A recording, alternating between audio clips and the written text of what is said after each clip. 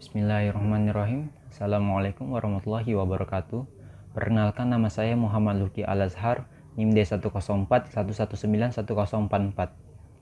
Di sini saya akan mereview jurnal yang berjudul Penerapan Metode Singular Value Decomposition atau SVD pada aplikasi pengenalan wajah manusia.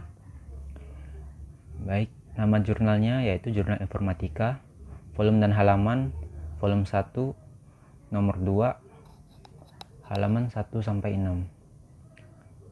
Tahun jurnal diterbitkan 2016. Penulisnya yaitu Fajar Septian, reviewer Muhammad Luki Al-Azhar, tanggal mereview 21 Desember tahun 2020. Baik, kita mulai dari latar belakang. Pengenalan wajah manusia merupakan salah satu turunan dari sistem biometrik yang menggunakan pola wajah manusia sebagai objek identifikasi. Sistem tersebut menggunakan pola wajah manusia yang terdapat dalam sistem basis data sebagai penyimpanan, kemudian akan melakukan perbandingan dengan gambar yang akan diuji. Sistem pengenalan wajah memiliki beberapa kendala, seperti sulit untuk mengenali objek dengan tingkat pencahayaan berbeda pada saat proses pengambilan gambar. Untuk mengatasi permasalahan yang terjadi akibat variasi tingkat cahaya, dikembangkan perangkat lunak dengan menerapkan metode Singular Value Decomposition. Tujuan penelitian dilakukan untuk membuat aplikasi pengenalan wajah manusia dengan menggunakan metode SVD. Kemudian permasalahan yang dihadapi adalah sulit untuk mengenali objek pada tingkat pencahayaan yang sangat minim atau cenderung gelap, sehingga akan mendorongkan tingkat akurasi sistem dalam melakukan pencocokan atau pengujian gambar. Selain itu, akibat variasi tingkat cahaya, kualitas gambar yang buruk juga merupakan faktor yang dapat mengurangi tingkat keakurasian sistem dalam melakukan pengujian gambar. Subjek penelitian yaitu seberapa besar tingkat keakurasian aplikasi yang dibangun dengan metode SVD dalam mengenali pola wajah manusia dengan intensitas pencahayaan tertentu. Metodologi penelitian yang pertama, aplikasi yang akan dirancang ini merupakan aplikasi pengenalan pola wajah pengguna dan kemudian akan melakukan perbandingan atau pencocokan dengan data sampel yang terdapat dalam basis data aplikasi guna mengetahui identitas yang ada pada suatu gambar. Yang kedua, aplikasi pengenalan wajah manusia ini membutuhkan beberapa parameter seperti data input yang terdiri dari data sampel, yaitu wajah manusia yang digunakan untuk membentuk basis pada SVD, dan data gambar uji, yaitu gambar sembarang yang digunakan untuk melakukan proses pengujian terhadap gambar sampel yang telah tersimpan di dalam basis data.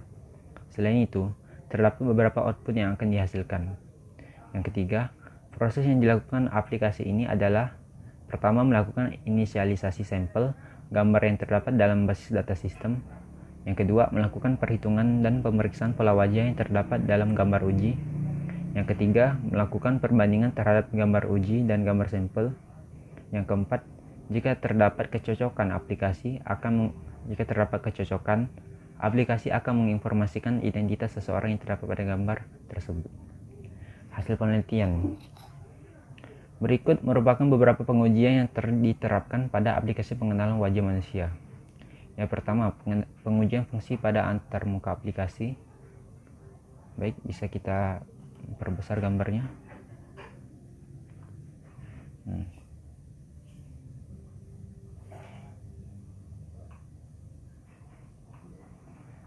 Ini adalah pengujian gambar wajah manusia. Kemudian pengujian bukan gambar wajah manusia. Di sini ada terdapat pilihan, yaitu apakah gambar yang dimasukkan ini wajah manusia atau ada di database. Kita lanjut ke gambar selanjutnya.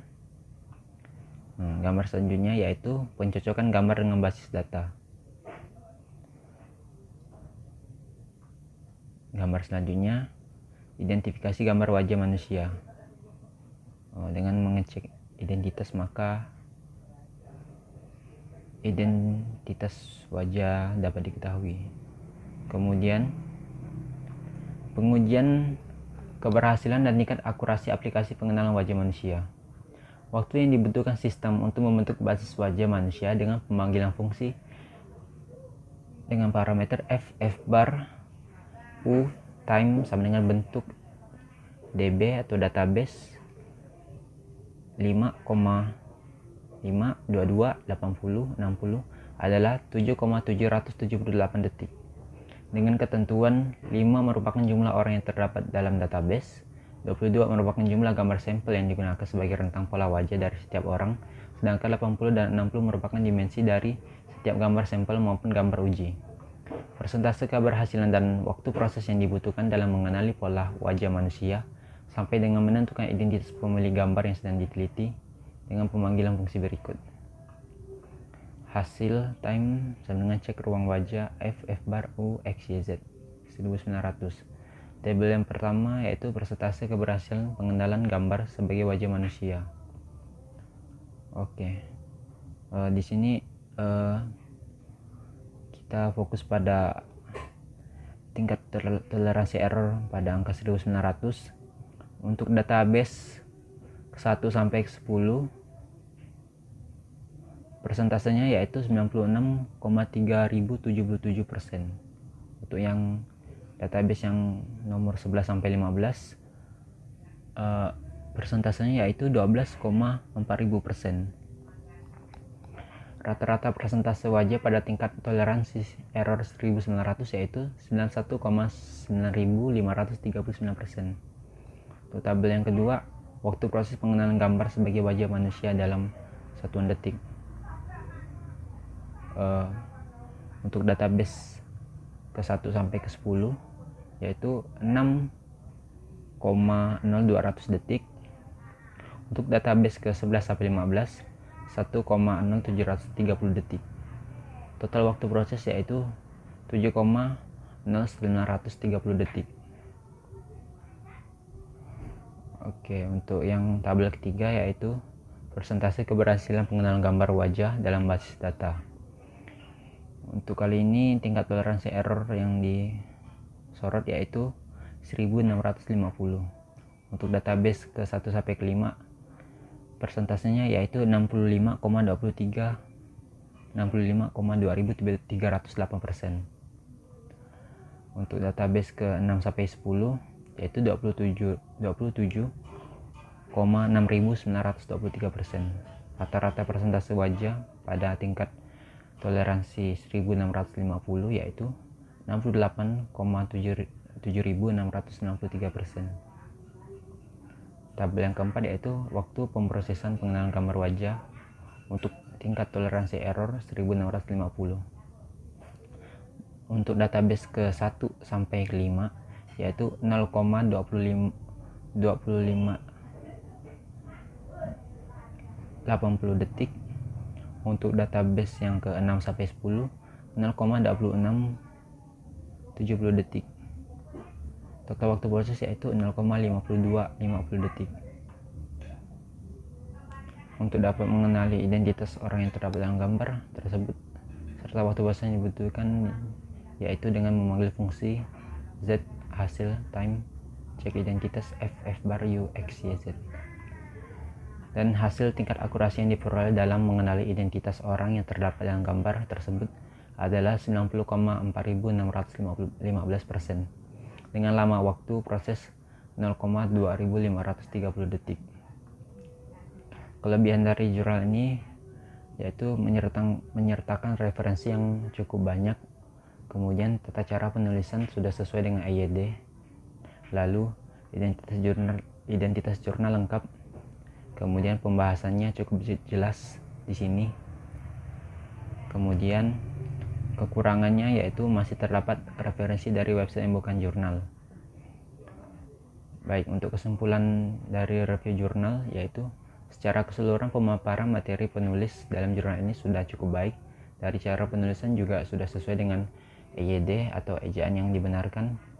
Lalu hasil penelitian telah disajikan dengan jelas, namun masih terdapat sumber yang berasal dari website yang bukan jurnal seperti Wikipedia, sehingga terkesan mengurangi keilmiahan dari jurnal ini. Baik, sekian dari saya. Wassalamualaikum warahmatullahi wabarakatuh. Review jurnal selanjutnya dengan judul Aplikasi Diferensial Numerik dalam Pengolahan Citra Digital. Nama jurnal yaitu Jurnal Gradient, volume 3, nomor 2, halaman 282 sampai 285. Tahun 2007 dengan penulis Yulian Fauzi. Reviewernya adalah Mas Rudini, tanggal 21 Desember 2020. Tujuan penelitian yaitu penggunaan diferensial numerik dalam mengolah citra digital untuk mendeteksi tepi objek dalam citra digital. Objek penelitiannya adalah citra digital gedung Rektorat Unip dalam format JPG. Metodologi penelitian. 1.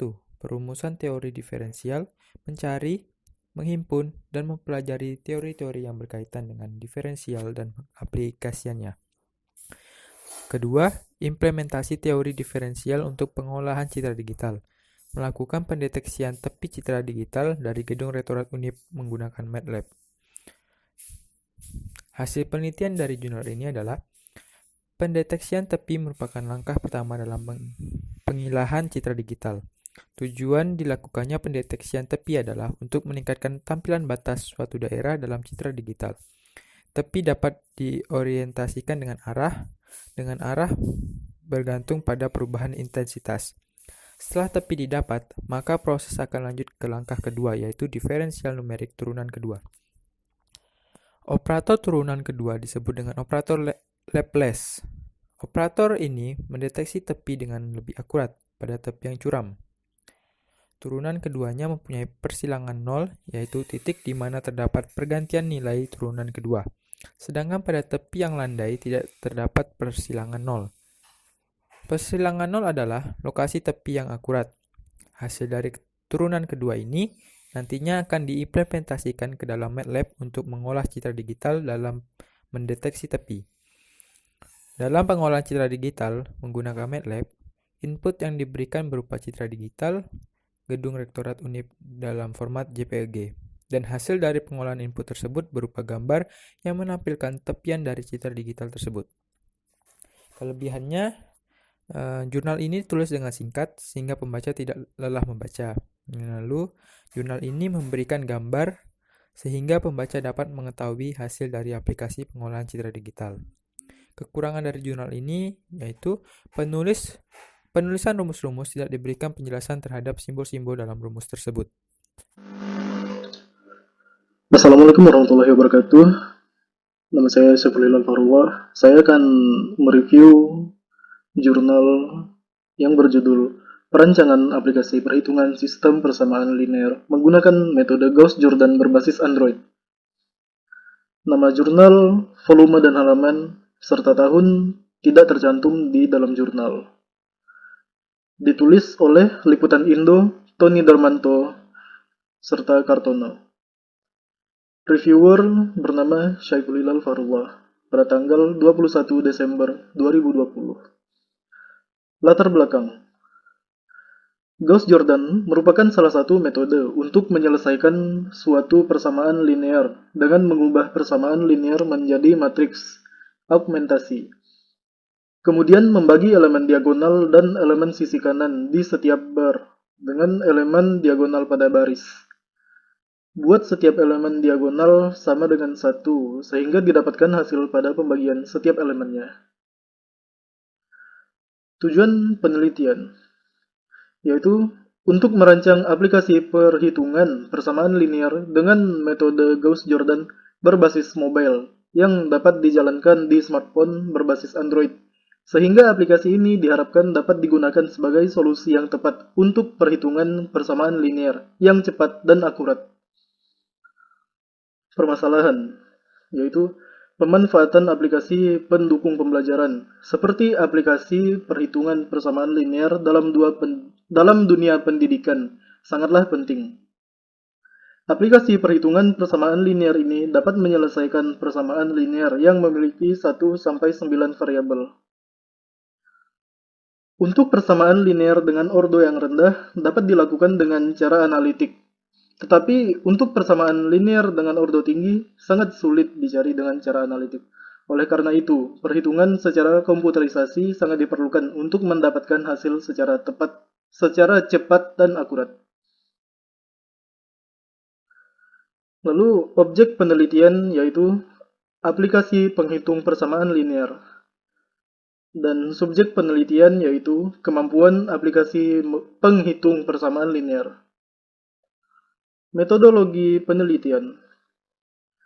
Dalam eliminasi Gauss-Jordan, tujuannya adalah mengubah matriks koefisien menjadi matriks diagonal dan angka 0 dimasukkan ke dalam matriks satu kolom. Kemudian menghilangkan elemen-elemen di atas dan di bawah elemen diagonal dari kolom yang berikutnya setiap kali melewati matriks. Lalu UML atau Unified Modeling Language adalah bahasa pemodelan untuk sistem atau perangkat yang berparadigma berorientasi objek. UML adalah sebuah bahasa yang telah menjadi standar dalam industri untuk visualisasi, merancang, dan mendokumentasikan sistem piranti lunak.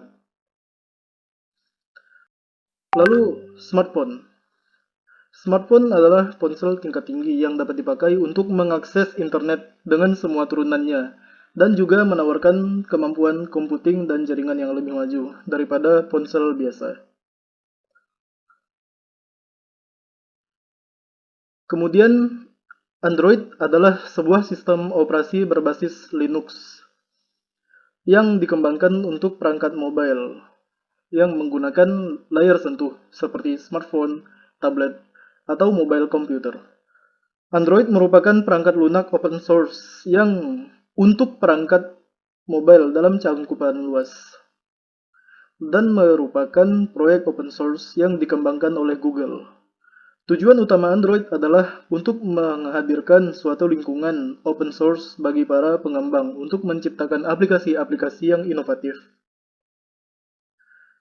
Kemudian, Android Studio adalah sebuah Integrated Development Environment atau disingkat IDE yang merupakan alat yang sangat populer untuk pengembangan Java. Lalu, ada hasil penelitian. Metode Gauss-Jordan melakukan perhitungan persamaan linear dalam bentuk matriks.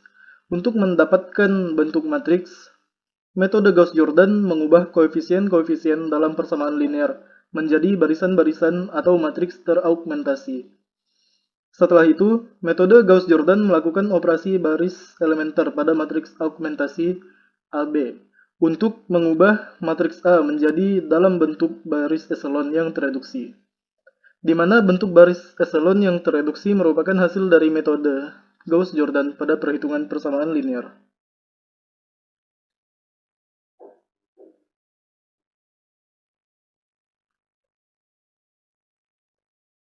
Pada aplikasi perhitungan persamaan linear, pengguna dapat mencari hasil persamaan dengan menginput koefisien matriks yang diinginkan dengan menggunakan keypad yang sudah tersedia pada aplikasi ini. Proses perhitungan terjadi ketika pengguna melakukan klik pada tombol proses. Kemudian dari koefisien yang didapatkan diterapkan dalam perhitungan metode Gauss-Jordan sehingga didapatkan hasil perhitungan persamaan linear dan ditampilkan kepada pengguna. Kelebihan jurnal ini yaitu menyertakan referensi, pembahasan secara singkat dan padat, dan tata cara penulisan sudah sesuai dengan EYD. Lalu kekurangannya yaitu penjelasan metode penelitian yang kurang jelas, serta identitas jurnal yang kurang lengkap. Sekian review jurnal dari saya, terima kasih.